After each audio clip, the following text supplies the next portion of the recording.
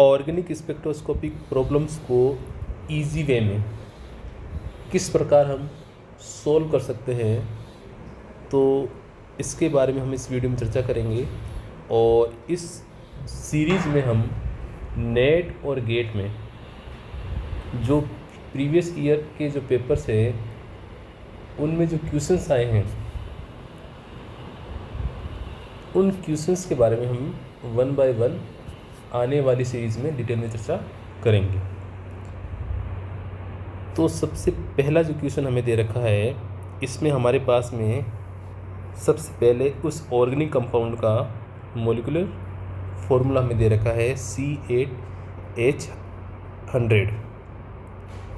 उसके बाद में जो हमें डेटा दे रखा है वो 1H NMR का दे रखा है। तो यहाँ इसको हम लिख देते हैं।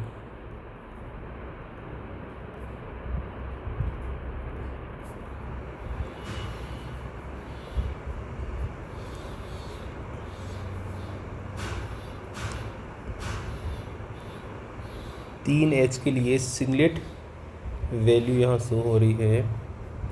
उसके बाद में अगली जो वैल्यू है वो है 3.8, 3H और यहाँ भी सिंगलेट।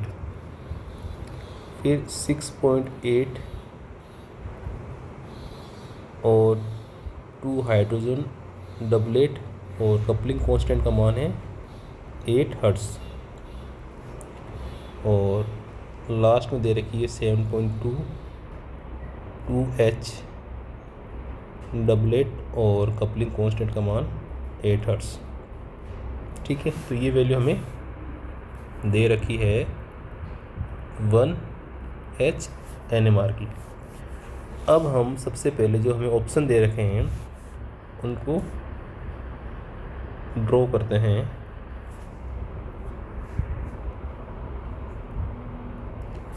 सबसे पहले हमें दे रखा है 4-एथिल फिनॉल,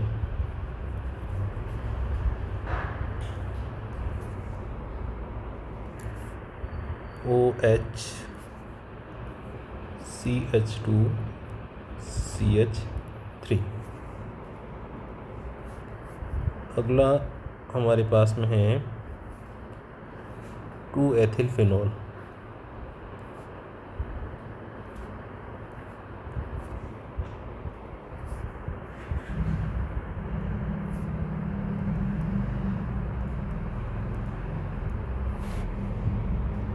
नेक्स्ट हमारे पास में है 4-मेथिल एनिसोल,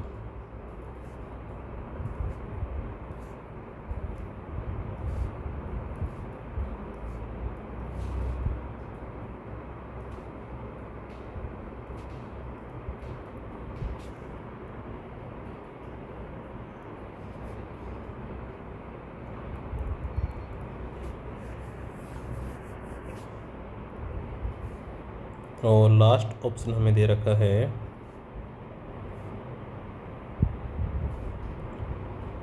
4-मेथिल बेंजिल एल्कोहल।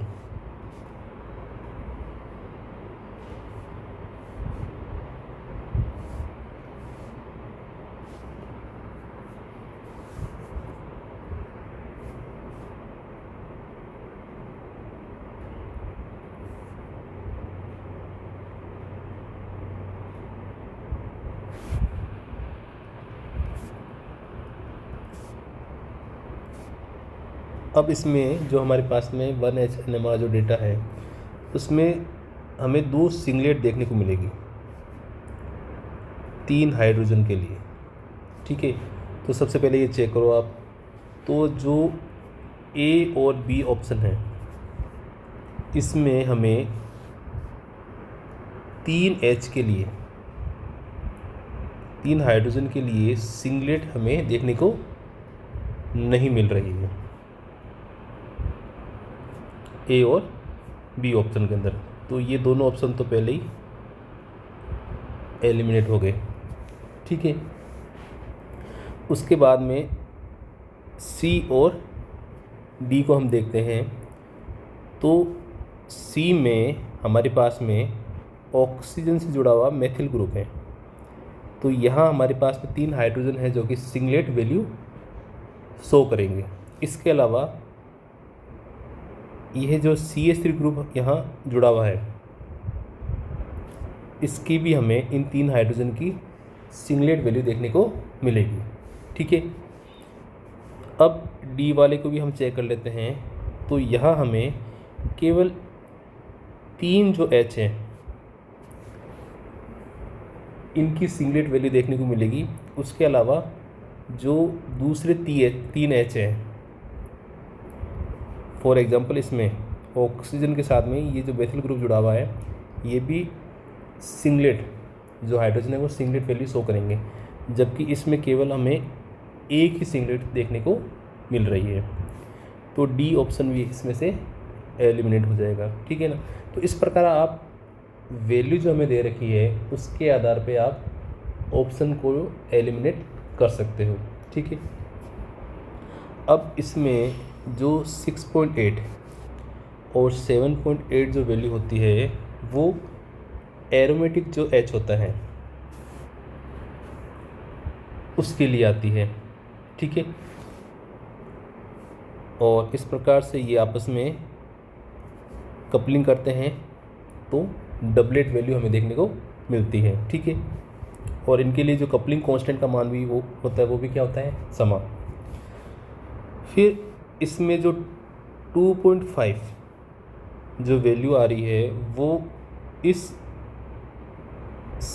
कार्बन के साथ में जो 3 H जुड़े हुए हैं इनकी वैल्यू होगी है 2.5। एक तरीके से ये जो कार्बन के साथ में जुड़े हुए H है एक तरीके से आपके बेंजाइलिक हाइड्रोजन है, और उसके लिए जो इसकी वैल्यू आती है वो 2.5 के एप्रोक्स आती है। जबकि ऑक्सीजन के साथ जुड़ा हुआ कार्बन और इस कार्बन के साथ जुड़े हुए 3 जो हाइड्रोजन हैं उनके लिए जो NMR जो वैल्यू आएगी वो आएगी 3.8 ppm।